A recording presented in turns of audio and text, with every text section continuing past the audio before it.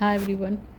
मैं आप लोग को आगे का सुंदरकांड का पाठ सुना रही हूँ और आप लोग मुझे बताओ कि आप लोग को सुंदरकांड का जब पाठ करते हो तो कुछ आत्मिक शांति का अनुभव होता है। मैंने जब भी पाठ किया है ना सुंदरकांड का, तो मुझे बहुत अच्छा लगता है। मन को ऐसे मन तृप्त होता है, करने के बाद लगता है कि भगवान की शरण में है। तो ऐसा फील आप लोगों ने किया है क्या? मुझे ज़रूर बताना आप लोग। और मैं आगे का पाठ आप लोग कंटिन्यू कर रही हूँ। चौपाई है। सादर तेहि आगे करी वानर, चले जहाँ रघुपति करुणा कर। दूरहि ते देखे दो भराता, नयनानंदान के दाता। बहुरी राम छवि धाम विलोकी, रहूँ ठठुकी एकटक पल रोकी। भुज प्रलभ कंजारुन लोचन, श्यामल गात प्रणत भय मोचन। सिंध कंद आयत उर्सोहा, आनन अमित मदन मनमोहा। नयन नीर पुलकित अति गाता, मन धरि धीर कही मृदु बाता। नाथ दशानन कर में भ्राता, निशिचर वंश जन्म सुर त्राता। सहज पाप प्रिय तामस देहा, जथा उल कहीं तम पर नेहा। ये जो प्रसंग है ना, तो इस प्रसंग में ये बात कही गई है कि विभीषण जी श्री राम जी के शरण में आए हैं। आप सोचो, एक भाई इतना दुर्बुद्धि मति भ्रष्ट एक भाई का, और एक भाई इतना सुबुद्धि वाला है। तो विभीषण जी पहले समझाते हैं अपने बड़े भ्राता को। इसके पहले के एपिसोड में मैंने बताया था कि आप ये त्याग दो अपना, जिद त्याग दो, छल प्रपंच छोड़ दो, अच्छी भावनाओं को अपने में आत्मसात करो। लेकिन वो सुनते नहीं है।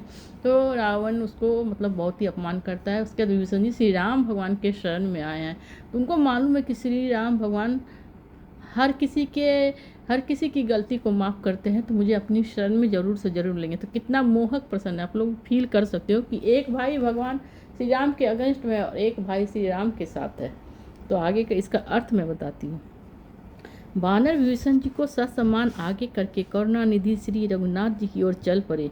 नेत्रों को आनंद प्रदान करने वाले प्रभु श्री राम और लक्ष्मण को विभीषण जी ने दूर से ही देख लिया था। श्री राम की अनुपम छवि देखकर विभीषण पल के झपकाना भूल कर एकटक देखते ही रह गए। अब सिर्फ इमेजिन कर सकते हो कि श्री राम कितने सुंदर रहे होंगे, कितने मनमोहक रहे होंगे कि विभीषण जी की नज़र ही उनके ऊपर से नहीं हट रही थी। दूर से ही वो देख रहे थे श्री राम की के तेज को, उनके चेहरे के तेज को वो मंत्र मुग्ध हो गए थे। भगवान की विशाल भुजाएं हैं, लाल कमल के समान नेत्र हैं, कमल के समान सुंदर नेत्र हैं श्री राम के, तथा शरणागत के भय को हरने वाला सांवला शरीर है। जो भी उनके पास आता है, उनको भगवान गले से लगाते हैं, उनके गलती को, उनकी बुराइयों को माफ़ कर देते हैं। उनके सिंह के समान शक्तिशाली कंधे हैं। इतने भगवान बलशाली हैं। वो दिख रहा है विभीषण को। विशाल वक्षस्थल अत्यंत शोभायमान हो रहा है।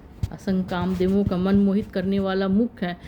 सुंदरता भी उन्होंने असीम पाई है। श्री राम जी के चेहरे पर जो रौनक है, जो सुंदरता है, उसको देख के विभीषण अपने आप में खो गए। वो उनको लगा कितने सुंदर है ये भगवान, कितने इन्होंने किनके शरण में वो आ गए कि अब उनका दुख दूर होने वाला है।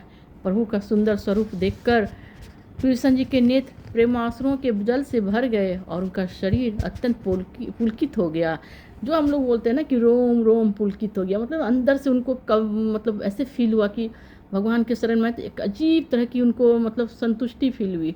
धैर्य धरकर विभीषण कोमल स्वर में बोले, तो भी अपने पेशेंस को उन्होंने मन में रखा और पूछा, हे नाथ, मैं दशानन रावण का भाई हूँ। और वो अपना परिचय देते हुए श्री राम भगवान से कहते हैं, हे नाथ, हे मालिक, हे भगवान, मैं रावण का, वही दुष्ट रावण का भाई हूँ। हे सुरत्राता, मैं राक्षस कुल में जन्मा हूँ। मेरी स्थिति ये है कि मैं जन्म लेकिन राक्षस कुल में हो गया हूँ। मेरा शरीर तामसिक है, राक्षस का जैसा है। स्वभाव से ही मुझे पाप प्रिय है, जिस प्रकार उल्लू को अंधकार सहज प्रिय होता है। फिर आगे अपना मनोस्थिति वो व्यक्त कर रहे हैं भगवान श्री राम के सामने। आगे दोहा है, सुनो आप लोग, एकदम ध्यान से सुनना और अपने आप को इसमें फील करना कि कितना सुंदर वो दृश्य रहा होगा जब विभीषण श्री राम जी के शरण में आए होंगे। और सब वानर सेना, अंगद, सुग्रीव सब देख रहे हैं, बजरंग बली हैं, सब हैं, भगवान हनुमान है, सब वो दृश्य को देख रहे हैं, फील कर रहे हैं।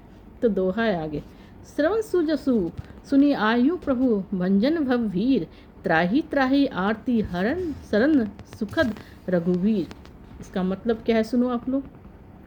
मैं आपकी सुयश की चर्चा सुनकर आया हूँ कि आप जन्म मरण के भय को नष्ट करने वाले हैं। विभीषण जी कहते हैं श्री राम जी से कि आपकी मैंने बहुत चर्चा सुनी है सब लोगों से।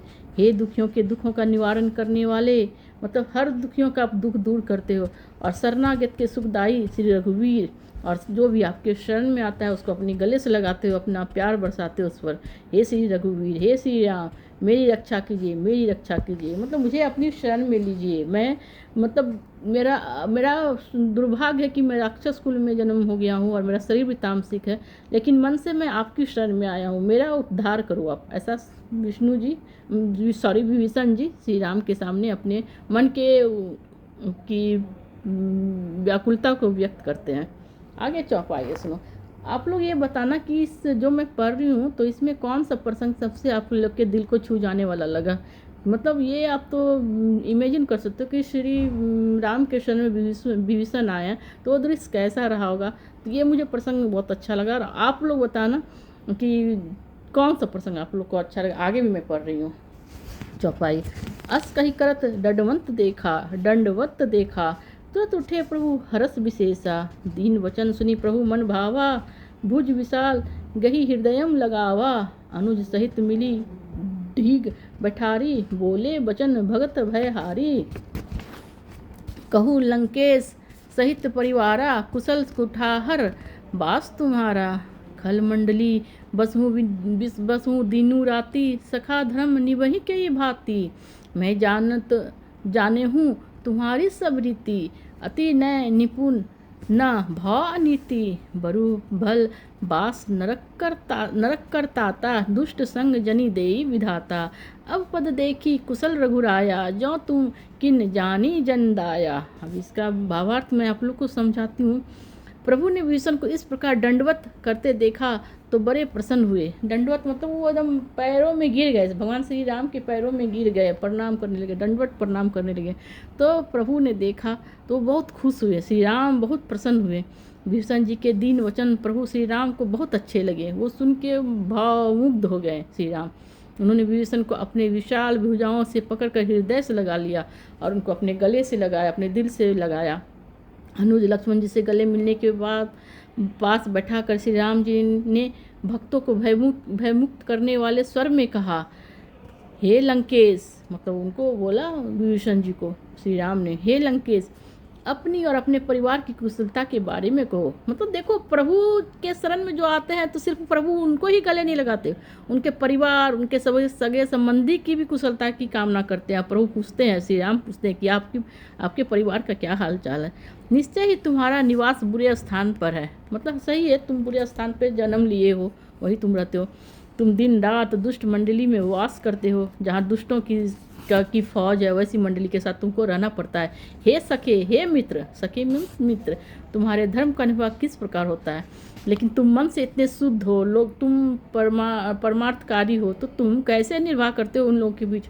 मैं तुम्हारे आचरण को अच्छी तरह जानता हूँ, मैं तुम्हारे स्वभाव को पहचानता हूँ। विभीषण को बोलते हैं श्री रामचंद्र जी, तुम बड़े नीति निपुण हो, मतलब तुम संस्कारी हो, तुम नीतियों के अनुसार चलते हो, तुम्हें अनीति कभी भी सुखकर प्रतीत नहीं होती है, तुम अन्याय नहीं करते हो, तुम अन्याय को पसंद नहीं करते हो, मुझे मालूम है। हे तात, नरक में रहना फिर भी अच्छा है, मतलब नरक में आदमी रह सकता है, लेकिन विधाता किसी को दुष्ट का संग न दे, लेकिन दुष्टों के संग रहना बहुत मुश्किल होता है। श्री राम जी विभीषण जी से बोलते हैं। विभीषण जी बोले, रघुनाथ जी, अब आपके चरणों के दर्शन करके कुशलता पूर्वक हूँ।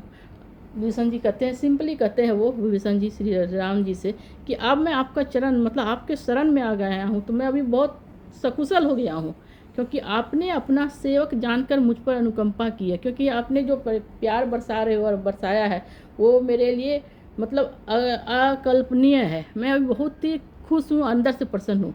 आगे दोहा है, सुनो। तब लगी कुशल न जीव कहूँ, सपने हूँ मन विश्राम, जब लगी भजत न राम कहूँ, शोक धाम तजी काम। और इसके बाद मैं थोड़ा सा श्री राम का जाप भी करूँगी, वो आप लोग अंत तक बने रहना, पूरा मतलब वॉच करना ये वीडियो को और सुनना पूरा अच्छे से, और आंख बंद करके सुनना तो और भी आपको अच्छा फील होगा। तो आगे इसका मतलब, ये दोहा का मतलब बताती हूँ मैं, दोहा फिर से पढ़ती हूँ एक बार। तब लगी कुशल न जीव कहूँ, सपने हूँ मन विश्राम, जब लगी भजत न राम कहूँ, शोक धाम तजी काम। इसका अर्थ है। सुनो आप लोग, मन से सुनो तो समझ में आएगा, अच्छे दिल लगा के सुनो सुंदरकांड तो बहुत अच्छा लगेगा। आप सोच के मतलब उस दृश्य का जो मैं वर्णन करती हूँ उसको आप फील करो, इमेजिन करो, अपने दिमाग में इमेजिन करो कि क्या दृश्य होता होगा वो। उसका सुनो आगे की।